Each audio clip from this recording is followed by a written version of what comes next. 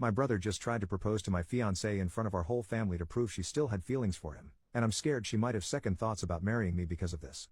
My 28 male brother Mark, 26 male, used to date my fiancée Jen, 26 female, a year ago. For context, they dated back in August 2022. They were only together for a month before he broke things off with her because he was bored of being in a relationship and never really wanted to settle down anyway. At the time they were dating I was in a different state, so I had no idea he even had a girlfriend, and I had no idea who Jen was until I met her. Jen and I met at a bar when I moved back in October and hit it off really well. She was easily the most beautiful and intelligent woman I ever met, and we met up a few times more before we made it official. Fast forward to December and I finally bring her up to my family and propose them meeting her at Christmas. They knew I was in a relationship, but I'm not the most open about my personal life, so I kept details about her to a minimum until I knew how serious we really were. My parents asked to see pictures and they started passing my phone around the dinner table. Mark saw it and blew up, calling me a shit brother for dating his ex-girlfriend, and he demanded I break it off with her. I refused. When I asked Jen about it, she confirmed they dated and gave me the details about their breakup. It took a few weeks, but eventually Mark stopped bringing up me dating his ex and I thought he was over it. On Jen's birthday this year, I took her out to a fancy dinner with both of our families and her closest friends, and I asked her to marry me. Mark flipped once again and blew up about me proposing to her, which me and my sisters immediately shut down. The incident happened this past weekend. Mark had been pretty quiet about the whole thing for the last 2 months. I didn't see him much and figured he went low contact with me, which I had no problem with. Then he invited me and Jen for family dinner at his apartment with my parents and sisters. I thought it was weird, but my parents and sisters were also going, so we agreed to go. The dinner was nice, nothing too fancy, and we moved to the living room to talk. About 30 minutes into normal conversation, Mark stood up and told us he had an announcement. He made a long speech about being happy to have his family around for his big moment, then got on one knee and pulled out this cheap ring while asking Jen to marry him. Jen was confused and obviously uncomfortable and demanded that he put it away and stand up. My dad tried to make a grab for Mark, but I got to him first and punched him. I won't repeat most of it, mostly because I was too angry to even listen to most of it, but he said something along the lines of wanting to show me that Jen wasn't really into me and just wanted to get back at him. Before it could get worse, my parents rushed me out and promised to talk to him. It's been a few days since it happened and I'm still pissed off. I don't know what to do at this point. I'm scared Jen might have second thoughts marrying me because of this. Any advice? Edit to add later that day. First, thanks for reading and responding. I want to clarify a few things that I saw in the comments. 1. Jen and I are newly engaged. It was one of those feelings where we both knew we were in it for the long run. As fast as it is, I'm sure about her. 2.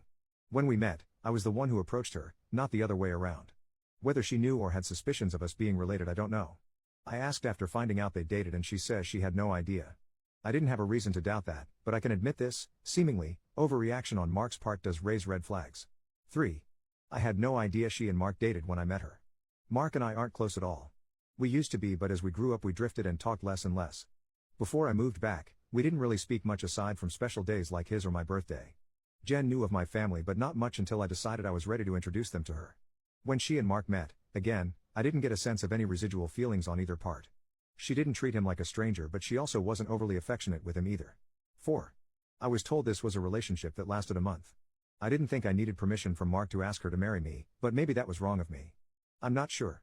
That being said, I plan to talk to Mark this weekend to lay everything out on the table and figure out what's up.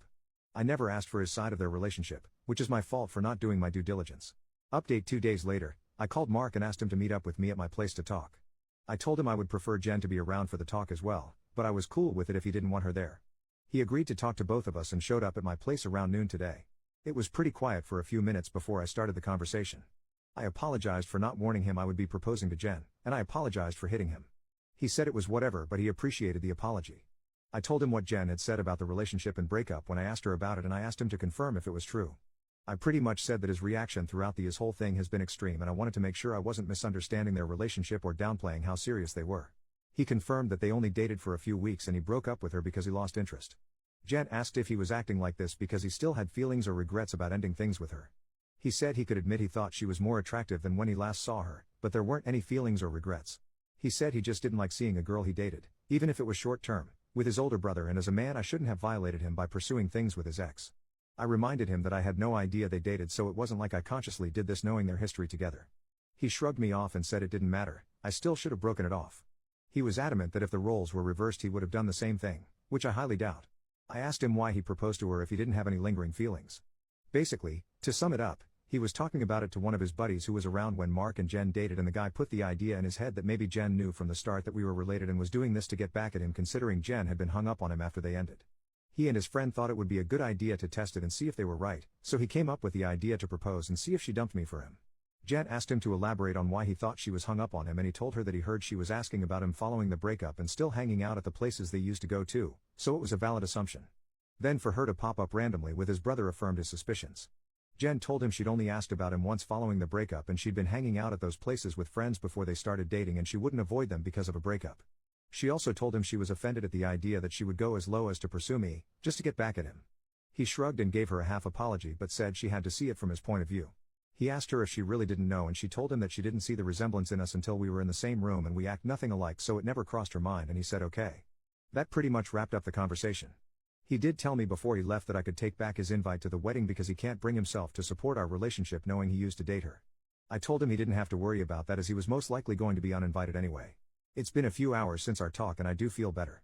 My parents aren't too happy about him being uninvited, but they understood that it was a mutual decision and probably for the best. My sisters told me they knew he didn't have a good reason for being a jerk and they don't blame me for not wanting him at the wedding. As of now, I'm going to limit contact with Mark and I doubt he'll reach out to me anytime soon either. Once again, I want to thank everyone for reading and commenting, and if anything significant happens, I'll update again.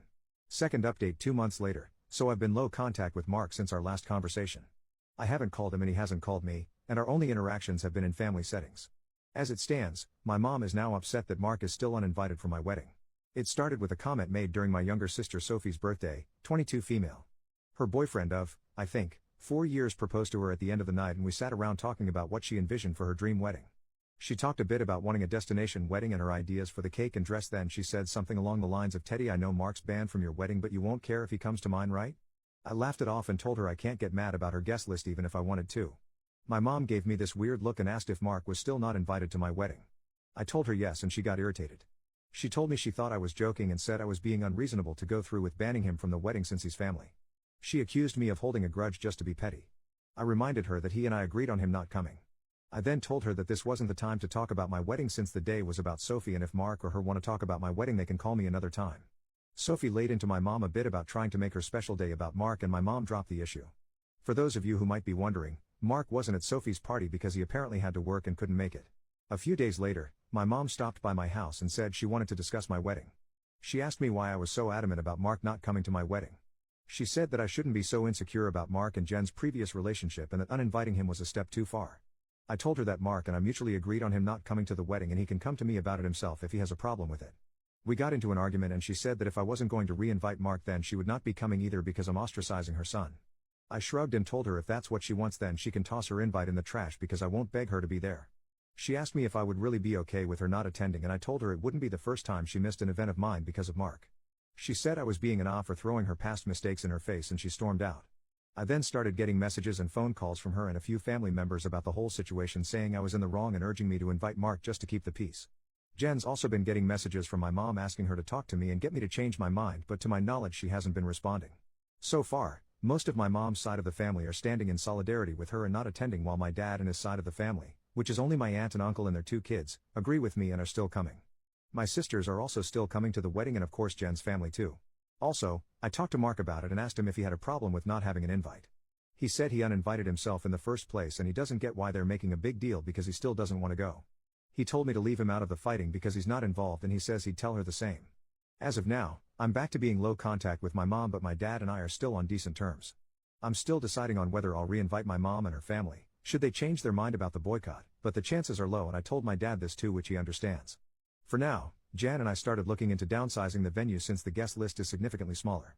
Update 3, my mom is uninvited from the wedding indefinitely. About 2 weeks after she decided to not come to the wedding, she stopped by and said she wanted to clear the air and talk about everything. We agreed and invited her in to join us for dinner. Jan made her a plate of food and I asked her if she was still planning on not coming to the wedding. She said that while she wants to, she can't get over me not inviting Mark because of a simple mistake. I reminded her that his simple mistake was proposing to my fiancée with me sitting less than 3 feet away from him and she said it was just a joke. Jan asked her why she wanted to talk if she was maintaining the same stance on Mark coming to the wedding. She said she wanted to talk to Jen and she was hoping Jen would hear her out and talk me into inviting Mark again. She apparently assumed I was at work and she'd be able to catch her alone. Jen politely told her that she understood her thought process but she wouldn't have had that conversation anyway without me present since this is about my brother. My mom made a comment somewhere in the lines of Jen being spineless and unable to have a conversation without me thinking for her, which started a pretty heated back and forth between the 3 of us before Jen told her to get out. She got up and started walking towards the door and my mom followed her still screaming at her. By this point she's yelling about her tearing our family apart. While Jen was unlocking the front door my mom grabbed her hair and pulled her to the ground still screaming. She hit her and tried to claw her face and I dragged her off of her and threw her outside. She banged on the door for a few minutes while I made sure Jen was okay before she left and called the both of us repeatedly. When I was sure Jen was okay I texted my mom and told her not to bother reaching out again because we'll never speak to her again. I called my dad and sisters and told them what happened too. My dad was surprised and tried to make excuses, saying she'd been stressed about this whole situation for a while. My sisters say they knew she'd snap eventually since she's always been a crazy bitch and they said they'd come make sure Jen is okay. I asked Jen if she wanted to press charges but she declined and said she only wanted to cut contact with her for good. I told that part was obvious but she should still talk to the police since she was physically assaulted but she doesn't want my mom to get arrested.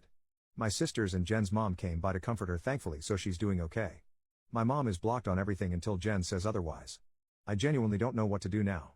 Jen doesn't want to go to the police because she'd feel guilty having her arrested over this, but my sisters and I want to convince her too, and I'd at least want documentation in case something happens in the future. Clarification and some background on my relationship with my parents. Some people were asking questions about my mom and my decision not to be open with Jen about my relationship with my parents. I figure I could give some background on why we're so strained. Like some of you said, Mark was the golden child. Mark was my mom's baby boy and she didn't do much to try and hide it.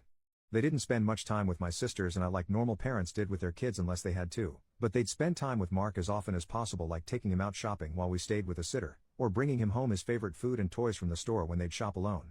He usually got better things compared to the rest of us like new expensive clothes while ours were thrifted or new toys just for him compared to old toys we had to share with each other. If my sisters and I got gifts, they were for us to share, but my mom made it pretty clear that Mark's things were only for him and we shouldn't touch it. When Mark would screw up, I'd get punished for not being a good role model and showing him the proper way to behave. For example, Mark went through a phase of breaking his toys and I got the beating because obviously he learned the behavior from me. When he was 8, Mark got in trouble at school for trying to push a kid down the stairs. I was grounded for 2 weeks and told to apologize to the kid for not teaching my brother right. When I turned 13, I pushed for my parents to start giving me an allowance. They agreed as long as I did household chores like mowing the lawn, taking out the trash, raking leaves, etc. It was usually somewhere around $25 a week to help me start saving. Mark saw that I was getting money and he begged my parents for an allowance too. Instead of making him work, $10 of my allowance money was given to him each week because we were doing such a good job with our chores, that he never touched. Whenever I asked him to help, he'd tell me it's not his job to do chores so why should he bother. It was around this time that I started really distancing myself from my brother. By the time I entered high school, we only talked to each other when we needed small favors or when we absolutely had to. I got my first job when I turned 17 because I wanted to finally get my own car and make money that they couldn't force me to give to Mark. My oldest sister Maggie helped me start my own bank account and showed me how to properly budget and save my money. I got my first car at 18 after all of my hard work. When Mark got his license, my parents asked me to let him use my car to get around and for extra practice behind the wheel. Reluctantly I agreed and for a while the arrangement was fine. Mark used my car when I didn't need it and helped maintain it pretty well. When he expressed wanting my parents to buy him his own car, my mom came to me and told me to give him my car because he needed it more. When I refused, she threatened to kick me out. We got in a fight that night which ended with her giving Mark my car and taking me to transfer ownership of it to him within the following few days. Since I didn't have anywhere else I could go at the time, I just sucked it up and signed it over. When I graduated high school, both of my parents skipped my graduation because Mark didn't want to sit in a long ceremony just to see me get a piece of paper, and my mom didn't want to leave him alone for the night. So I only had the support of my sisters and my aunt and uncle who wanted to take me out. They ended up having to bring me home at my parents' request because they made me dinner to make it up to me. It was a dinner I couldn't eat because my mom put shrimp and chicken on the same serving dish and I'm allergic to shellfish. My first year out of high school I worked 2 jobs to buy myself another car, and at the start of the new school year I moved away for college and cut contact with them. They, mostly my mom, tried to reach out for the first few months via social media and Sophie, but I never responded and I told Sophie she would be cut off too if she kept trying. When she couldn't get to me through Sophie, she tried going through my older sister Charlotte, and a few times through Maggie and Mark until I threatened to file a restraining order for harassment. It was a bluff because I had no idea how to do it, but it managed to scare her off and the most I got from her was happy holiday texts over the years. Around the time I moved back, Charlotte told me they had been seeing a family therapist, at Charlotte's request, and my parents wanted to apologize for their treatment of us. I was hesitant but I agreed as long as they would be genuine, and the reconciliation process started when I moved back home. That doesn't even scratch the surface of everything they put me through, and it took a lot for me to even begin to let them back into my life. When I met Jen, I wasn't sure where my relationship with her was going or where my relationship with my parents was going. I didn't want to mention my family at all mostly because I was ready to cut contact again if I needed to. Jen was understanding of it being a sore subject and didn't press for more. I hope this helps shed some light on some of the questions I've been seeing pop up. Update 4. I want to thank everyone who's taken the time to give me advice on what to do going forward and all the kind messages and comments I've gotten over the past few days and weeks. Jan and I have read the comments together and everything is appreciated.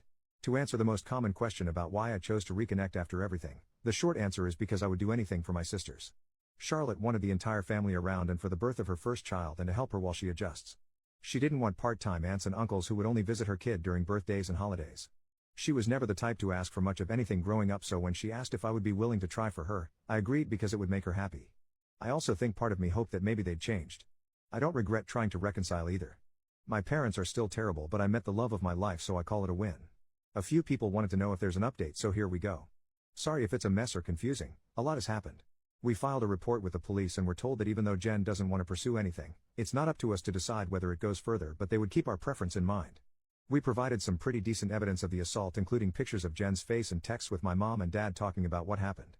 We were advised to report and record any other incidents with my mom going further in case anything else happens. Considering where we live, I doubt it'll go anywhere, but at least we have it on record. I got about 100 angry text messages that tell me they at least spoke with her regarding the incident. My mom tried to corner me leaving my job and screamed at me about trying to ruin her life. She kept screaming that I was an awful son for trying to get her arrested over a small misunderstanding, and she didn't understand what she'd done to deserve being punished like this. I told her that if she didn't like being in legal trouble, then she shouldn't have hit Jen.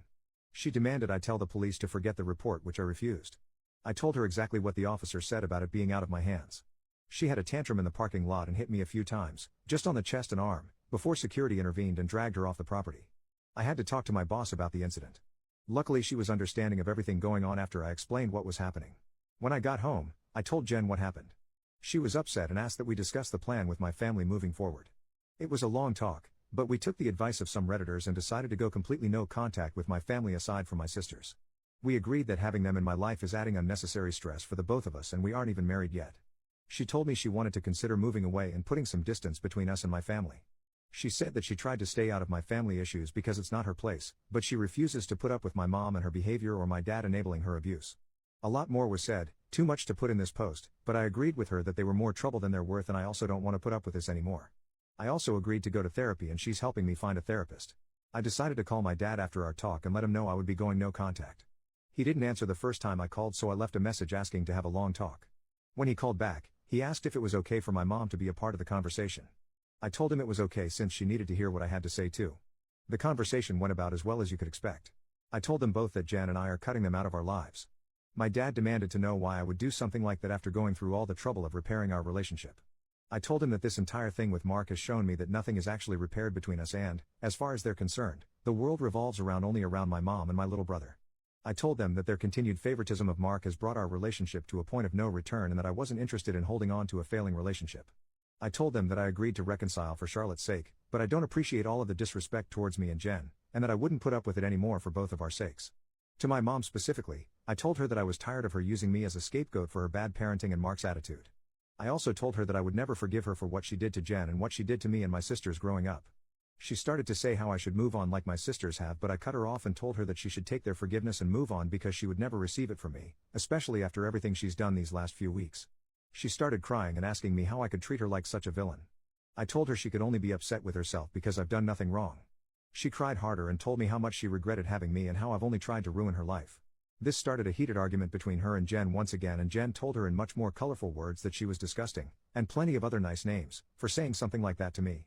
I don't know if she left the room or just decided to shut up, but my mom stopped talking when Jen was done speaking to her.